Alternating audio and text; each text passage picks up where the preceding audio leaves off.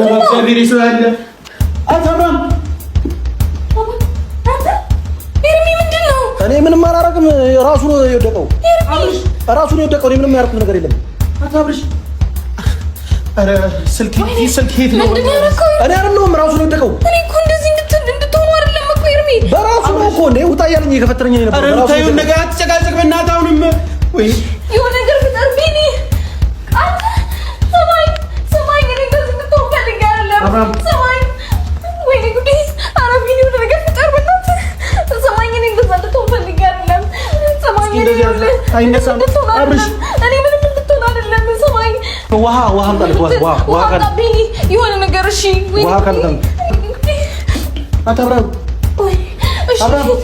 ወይ ደውሉ። እሺ በእናትህ ወይኔ አብራም እሺ ትራስ አድርግለት በእናትህ። ትንሽ ቀላይ ነው በእናትህ ተነስ። እኔ እንደዚህ እንድትሆን ፈልጌ አይደለም። ስማኝ በእናትህ። ወይኔ ጉዴ ምንድን ነው ያደረኩት?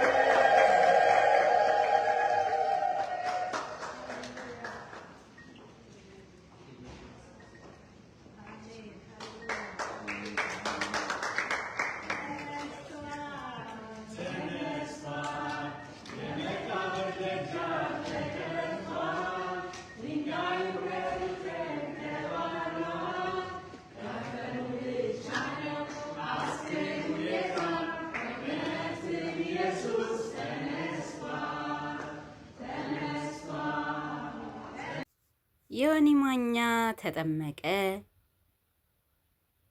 አብርሽና ሩታ ያሉበት ሁኔታ ማለት ነው እንግዲህ አብርሽ ሩታ ወንድ ወደ ቤቱ ይዛ ስትሄድ ለማስገባት ፈቃደኛ አልነበረም። ነገር ግን ከገባ በኋላ እንግዲህ ግባና አልጋይ ላይ ተኛ እንጂ ሌላ ምን ይደረጋል እያለ ነበረ።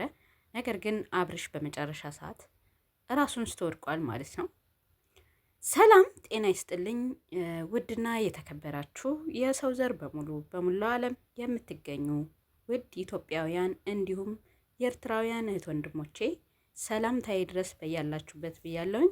ሰላም ለእናንተ እንዲሆን ከወዲሁ ተመኝቻለሁ። ቪዲዮውን ስትጀምሩ ላይክ፣ ሼር እያደረጋችሁ ጀምሩት።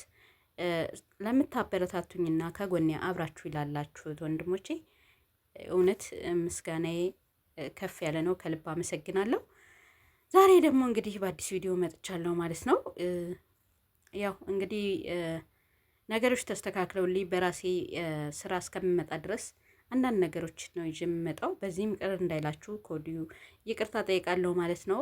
ለማበረታታት ወደ ኋላ አትበሉ፣ አግዙኝ። በተረፈ ከልብ ነው የማመሰግነው ማለት ነው። ዛሬ እንግዲህ የመጣሁበት አንደኛ ዮኒ ማኛ ተጠምቋል። አንዴ ሙስሊም ነኝ፣ አንዴ ክርስቲያን ነኝ፣ አንዴ ጴንጤ ነኝ እያለ ብዙ ሃይማኖቶችን ሲያነካካ ቆይቷል። ዛሬ ግን በይፋ እንግዲህ ላይቭ ላይ ነው እየተጠመቀ የነበረው። ቀደም አድርጌ ቪዲዮን አስገብቼላችኋለሁ እንዳያችሁት። እንግዲህ እንኳን ለዚህ አበቃ ማለት አንድ ሰው በህይወት ዘመኑ ሲኖር ያንም መልከፍ ሳይሆን አንድ ሃይማኖትን መርጦና ወስኖ በያዘው ሃይማኖቱ ጽኑ ሆኖ መኖር እንዳለበት አምናለሁኝና በዚህም ደስ ብሎኛል። ሲቀጥል አብርሽና ሩታ ያሉበት ሁኔታ እንግዲህ እልህ ተጋብተዋል። እልህ ደግሞ መጥፎ ነው። እልህ መጋባት ጥሩ አይደለም። ለምን በልህ ያልሆነ መንገድ ትራመዳላችሁ፣ የማይሆን ነገር ታደርጋላችሁ፣ ነገ ላይ የሚጸጽታችሁን ስራ ትሰራላችሁና እልህ ባትጋቡ።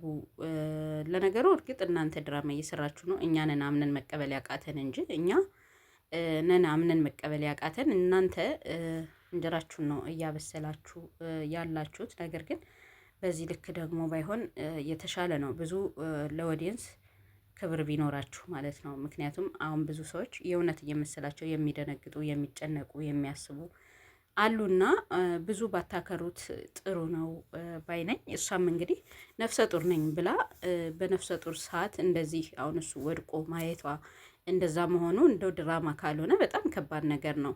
እኔ ግራ ያጋባኛል አንዳንዴ አምኖ መቀበል ያቅተኛልና ውድ የሀገሬ ልጆች፣ በተረፈ ደግሞ በስደት ዓለም ላይ የምንኖር እህቶቼ እኔ ዛሬ ለእናንተ ጠበቅ ያለ መልእክት ላስተላልፍ ነው የመጣሁት።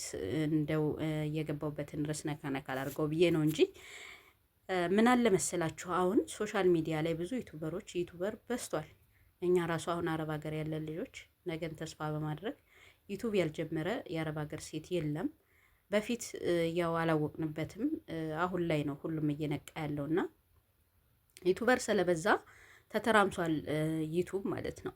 ሲቀጥል ደግሞ እኔ ለእናንተ የማስተላልፈው መልእክት ዛሬ ብታዩትና ብታዳምጡት ደስ ይለኛል። የሚደርሳችሁ እህት ወንድሞቼ ደግሞ ሼር ብታደርጉልኝ እንደው ደስ ይለኛል ማለት ነው። ምንድነው ላችሁ የፈለኩት እንግዲህ ጥንድ ሁነው ዩቱብ ስራ የሚሰሩ አሉ። ጥንድነቱን ፈልገው ሳይሆን ስራው አስገድዷቸው ወይም ደግሞ እንጀራቸው አስገድዷቸው ጥንድ ሁነው የሚሰሩ ልጆች አሉ። ለምሳሌ አብርሃምና ሩታ ወደ ትዳር ዓለም ገብተዋል። ኢቭን የነሱ ትክክለኛውን መንገድ ያው ድራማ ቢሰሩ ትክክለኛውን ህይወት መስርተዋል ማለት ነው።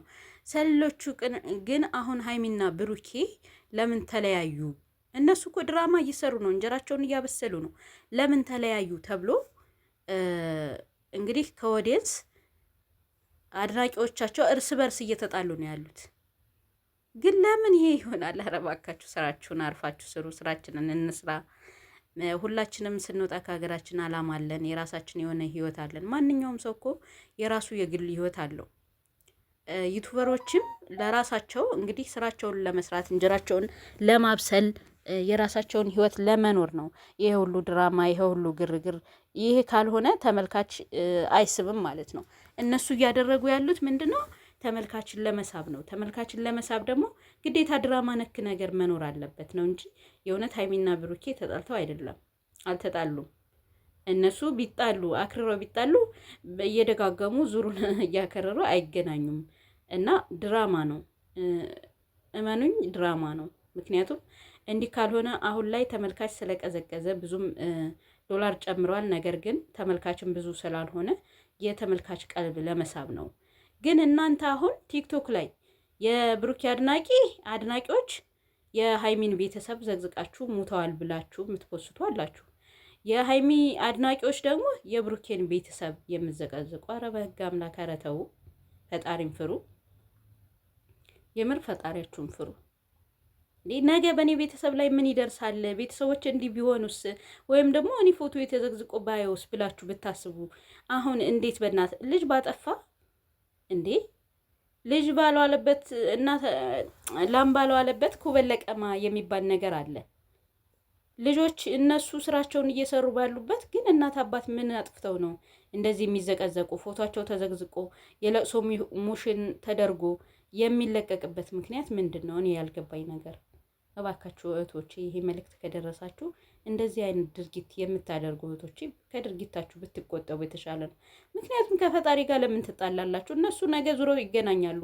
እናንተ ግን ትዝብት ነው የምታፈሩት። የምር ቤተሰብን ወላጅን ያክል ነገር ትልቅ ሰውን ያክል ነገር አንስቶ ፎቶቸውን መዘግዘቅ፣ የለቅሶ ሙሽን አድርጎ ሙተዋል። አሻሮ ስትቆላ ጠላ ሻጯ ምናምን። ማንም ሰው እኮ በግል ህይወቱ ላይ ማለት ነው ብዙ ውጣ ውረድ ያሳልፋል።